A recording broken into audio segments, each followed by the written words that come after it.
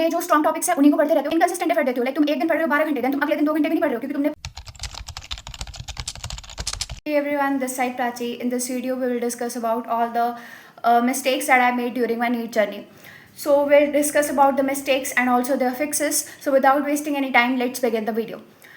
Mistake number 1 is having too many resources. तुम बहुत सारे रिसोर्सेज इकट्ठा करने की कोशिश करते हो, लाइक फिजिक्स के लिए टीसी पांडे भी ले लूँ, फिजिक्स के लिए एरएलएस भी ले लूँ, देन एलन की मॉड्यूल भी कर लूँ, आकाश की मॉड्यूल भी कर लूँ, ये भी कर लूँ, वो भी कर लूँ, जबकि तुमसे एक भी चीज़ ठीक से नहीं हो पा रही होती है. इस टीचर से कर लूँ, उस टीचर से कर लूँ, किस टीचर से मुझे लेक्चर करना चाहिए. द फिक्स इज तुम्हें एक टीचर पे स्टिक करना है एंड उसी के साथ तुम्हें पूरा साल मेहनत करनी है. तुम्हें एक रिसोर्स जब तक कंप्लीट नहीं हो जाता तभी तक तुम्हें दूसरे रिसोर्स पर नहीं जाना है. इन दिस वे तुम डिग करते हो डीपर नॉट वाइडर. तुम्हारी फील्ड डीप होनी चाहिए ना कि वाइड, तभी तुम्हारे ब्रेन में स्टिक हो पाएगा. Next is you are afraid of mocks. तुम मॉक्स देने से डरते हो. तुम हमेशा ऐसा सोचते हो कि कभी भी तुम्हें रेडी फील नहीं होता कि तुम मॉक्स देने जा रहे हो कि अब मैं रेडी हूँ. लाइक मेरे साथ भी ऐसा होता था कि मैं सारा पढ़ के जा रहा हूँ फिर भी आई डोंट फील रेडी कि अब मैं मॉक देने के लिए रेडी हूँ.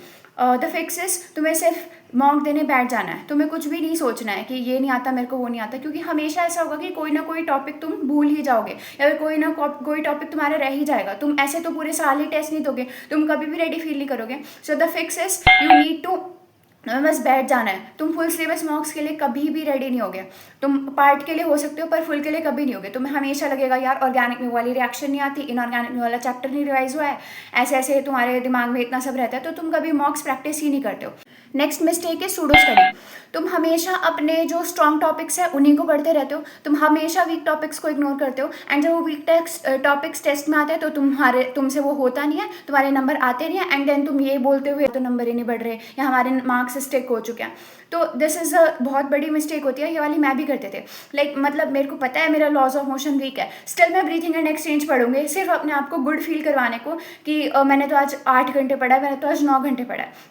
ये मिस्टेक मैंने बहुत बार किया. तुम्हें फोकस करना है अपने हार्ड टॉपिक्स पे, सूडो स्टडी नहीं करनी है. जो चीज़ तुम्हें आती है उसे बार बार पढ़ने का कोई फायदा नहीं है. तुम्हें ब्रीथिंग एंड एक्सचेंज तुम्हारा बहुत ही स्ट्रॉन्ग है, तुम्हें पता है कि तुम नहीं भी पढ़ के जाओगे फिर भी तुम इसमें अच्छा कर लोगे, स्टिल तुम उसे बार बार पढ़ते हो सिर्फ फील गुड करवाने, क्योंकि अच्छा 1 घंटा और बढ़ गया, आज मैंने 9 घंटे पढ़ लिया. सिर्फ तुम फील गुड करवाने को बायो नहीं पढ़ सकते हो. तुम्हें फिजिक्स पे ध्यान देना पड़ेगा, तुम्हें केमिस्ट्री पे ध्यान देना पड़ेगा, अपने वीक टॉपिक्स को फिक्स तुम्हें करना ही पड़ेगा. Not having a game plan. तुम कभी भी अपने डे को एक दिन पहले नहीं प्लान करते हो. अगर तुम्हारे पास सुबह उठ के यही नहीं पता होगा कि करना क्या है तो तुम ऐसे बुक्स पलटते रह जाओगे कि अब क्या पढ़ो अब क्या पढ़ो. तो तुम्हारे पास कोई प्लान नहीं होगा तो तुम्हारा उठने का भी कोई मोटिव नहीं होगा. तुम लेट उठोगे, देन तुम रिग्रेट में जाओगे एंड तुम अगले दिन सेम रिपीट करोगे.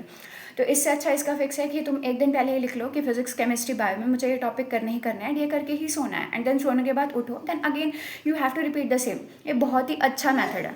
Consistent effort. तुम इनकंसिस्टेंट एफर्ट देते हो. लाइक तुम एक दिन पढ़ रहे हो 12 घंटे, देन तुम अगले दिन 2 घंटे भी नहीं पढ़ रहे हो क्योंकि तुमने पिछले दिन 12 घंटे पढ़ लिया था. तो ये चीज़ है, तुम्हें रोज कंसिस्टेंट एफर्ट देना है. एक दिन ज़्यादा तो थोड़ा सा कम चल जाएगा, बट ये नहीं है कि तुम एक दिन पढ़ रहे हो एक दिन नहीं पढ़ रहे, फिर एक दिन पढ़ रहे हो एक दिन नहीं पढ़ रहे. ऐसा नहीं चलेगा. तुम स्टार्ट तो करते हो बहुत स्ट्रांगली कि इस साल बहुत अच्छे से पढ़ेंगे. लाइक शुरू में बच्चों का मोमेंटम बहुत अच्छा होता है, फिर ये वाली बुक भी कर रहे हो वो वाली बुक भी करना है एंड जो एंड के चैप्टर आ जा रहे हैं उनमें वो एक बुक भी कंप्लीट नहीं कर पा रहे हैं. ऐसा हर साल सारे बच्चों के साथ होता है. तो तुम्हें इनकंसिस्टेंट एफर्ट नहीं चाहिए, तुम्हें लास्ट तक मेहनत करनी है. Keep obsessing over your marks. तुम हमेशा ऑब्सेस करते हो अपने मार्क्स पे कि मेरे तो इतने नंबर नहीं आ रहे, मेरे तो ये नंबर नहीं आ रहे, मेरे तो नंबर नहीं बढ़ रहे, जबकि तुम अपनी मिस्टेक्स पे ध्यान ही नहीं देते हो. You keep obsessing over your marks and your ignore your mistakes. तुम्हें मिस्टेक्स पे ध्यान देना चाहिए ना कि मार्क्स पे. तुम हमेशा ये देखते हो कि ये पेपर दिया, अच्छा मेरे 540 नंबर आए. You keep crying over that 540 number and not over जो रिमेनिंग मार्क्स है जो तुम्हें नहीं आया एंड जो तुम गलत करके आए हो तुम उस पर नहीं रोते. सो थिंकिंग नेगेटिव. तुम हमेशा नेगेटिव सोचते हो कि मेरे मार्क्स नहीं बढ़ रहे, मेरे इस टीचर से समझ नहीं आ रहा. You don't fix it. तुम हमेशा नेगेटिव सोचते हो कि हमेशा मेरे साथ बुरा होता है. तुम्हारे साथ बुरा ही होगा अगर तुम बुरा सोचोगे तो. यही होता है. तुम ऐसा सोचते हो कि यार हमेशा मेरी किस्मत ख़राब रहती है, तो हमेशा तुम्हारी किस्मत ख़राब ही रहेगी. मैंने ये बहुत चीज़ देखी अपनी लाइफ में. लाइक हर साल मैं ये बोलते रहते थे कि यार हमेशा मेरी किस्मत ख़राब रहती है, मेरे से ये नहीं हो पाता, मेरे से वो नहीं हो पाता एंड हमेशा मेरे से कुछ नहीं हो पाया. मैंने इस साल अपना माइंडसेट पूरा चेंज कर दिया कि नहीं यार मेरा जैसा भी होगा मेरा तो होना ही है इस बार. तो तुम्हें इस अपनी नेगेटिव थिंकिंग को कंट्रोल करना होगा. Mistake was not analysing my test. मैं आके टेस्ट दे रही हूँ बट मैं सिर्फ वो वाले देख रही हूँ क्वेश्चन जो मेरे गलत हो गए। मैं वो वाले देख ही नहीं रही जो मैं छोड़ के आई हूँ या जिनमें मेरे को डाउट था और जो मैंने तुक्के से मार दिया। मैं पूरा टेस्ट एनालाइज नहीं करते थे और कभी कभी तो मैं टेस्ट ही एनालाइज नहीं करते थे। द फिक्स इज तुम जिस दिन टेस्ट दे के आओ उसी दिन तुम सारा एनालाइज कर लो एंड वहीं पे वीक टॉपिक्स अपने फिक्स कर लो ताकि तुम्हारे वो कभी आगे गलत ही ना हो। एंड अगले टेस्ट से पहले उन्हीं वीक टॉपिक्स को वापस से एक बार देख के जाओ तो तुम्हारी वो मिस्टेक्स ही रिपीट नहीं होंगी। Rushing on to syllabus too fast. तुम्हें किसी ने बोल दिया कि बस जान तक तो खत्म नहीं, दिसंबर तक तो खत्म नहीं हो जाना चाहिए, तुम सितंबर से स्टार्ट करो एंड तुम सोच रहे हो कि दिसंबर तक एंड कर दूँ। ऐसा थोड़ी हो सकता है। अगर तुम बहुत पहले स्टार्ट करते हो सिलेबस तब जाके तुम्हारा ना दिसंबर में खत्म होगा सिलेबस अच्छे से। तो तुम्हें कभी भी रश नहीं करना है। अगर तुम लेट स्टार्ट करो तो तुम लेट ही एंड करोगे पर एटलीस्ट तुम अच्छे से एंड करो सिलेबस, लाइक बहुत अच्छे से प्रैक्टिस करके, ताकि तुम्हें एक ही रिविजन और लगे एंड तुम्हारा अच्छे से पेपर वाले दिन हो जाए। Next mistake was ignoring NCERT. मैं एनसीईआरटी बहुत इग्नोर करती थी। केमिस्ट्री की तो मैंने फर्स्ट ड्रॉप में एनसीईआरटी पढ़ी ही नहीं थी एंड एनसीईआरटी से इतने सारे क्वेश्चंस आ गए थे एंड देन मेरा बहुत सारा, फिर नेक्स्ट 2 ड्रॉप्स में तो मैंने पूरी प्रॉपर एनसीईआरटी पढ़ी थी। फिजिकल, ऑर्गेनिक, इनऑर्गेनिक की तीनों, बायो की तो मैं पढ़ती थी एंड फिजिक्स की मैंने summary and points to pointer किए थे। तो तुम्हें एनसीईआरटी इग्नोर नहीं करनी है।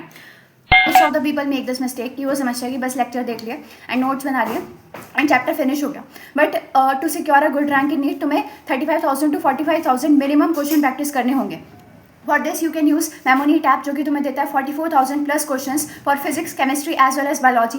एंड तुम्हें यहाँ पे बहुत सारे क्वेश्चन टाइप मिल जाते हैं, जैसे एजर्शन रीजन हो गया, एनसीईआरटी एग्जाम्पलर हो गया, एनसीईआरटी बेस्ड हो गया, जेमेन की पीवाईक्यू हो गए, टॉपिक वाइज क्वेश्चन हो गए। तुम्हें सब यहाँ पे डिफरेंट टाइप ऑफ क्वेश्चन मिल जाते हैं। जो भी तुम्हारे पेपर में आने की प्रोबेबिलिटी है वो तुम्हें इस ऐप के अंदर मिल जाएगा। And also they claim 168 out of 180 question were directly और indirectly from this app. And also one topper from Aakash said that he did modules 4 times and still there were some questions जो कि मेमोनीट के elite plus BTS batch से आए। Also सिर्फ question practice करना enough नहीं है, तुम्हें उसको एग्जाम डे तक याद भी रखना पड़ेगा।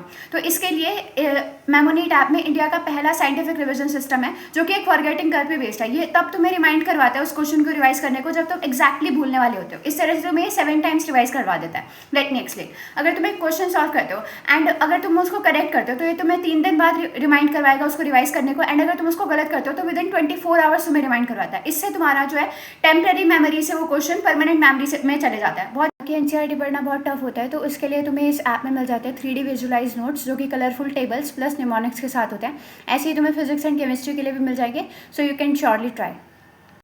And the best part about the app is that you can use every feature free inside the app in the beginning and then तुम्हें जो भी चीज़ पसंद आ रही है तुम उसको परचेज कर सकते हो। एंड ऑल्सो जरूरी नहीं है कि तुम सारा प्लान ही खरीदो, you can also buy mini plans to physics, chemistry as well as biology के लिए। तो तुम श्योरली एक बार खुद से चेकआउट करो, जो तुम्हें अच्छा लग रहा है उस अकॉर्डिंग तुम खुद से एक बार देखो।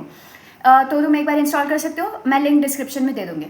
You keep doubting over your capabilities. तुम हमेशा ये सोचते हो कि अरे यार इसके तो मेरे से ज़्यादा मार्क्स आ रहे हैं, ये मेरे से ये कुछ अलग कर रहा है और जो मैं नहीं कर सकता। हमेशा तुम डाउट करते हो अपनी कैपेबिलिटीज़ को। कभी भी किसी से कंपेयर नहीं करना चाहिए। Comparison is an act of violence against self.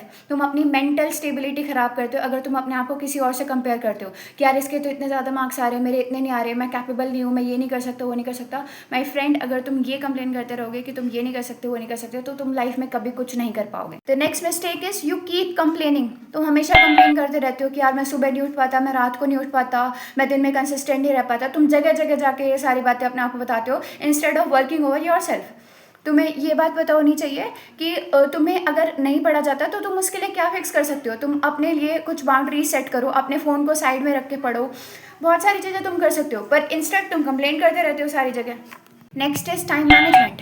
And मेरे को हर सब्जेक्ट को टाइम देना है पूरे दिन में। ऐसा नहीं है कि मैंने मतलब 3-4 दिन तक बिल्कुल बायो ही पढ़ ली, देन मैंने 3-4 दिन तक बिल्कुल फिजिक्स ही कर लिया एंड दूसरे सब्जेक्ट को इग्नोर कर दिया।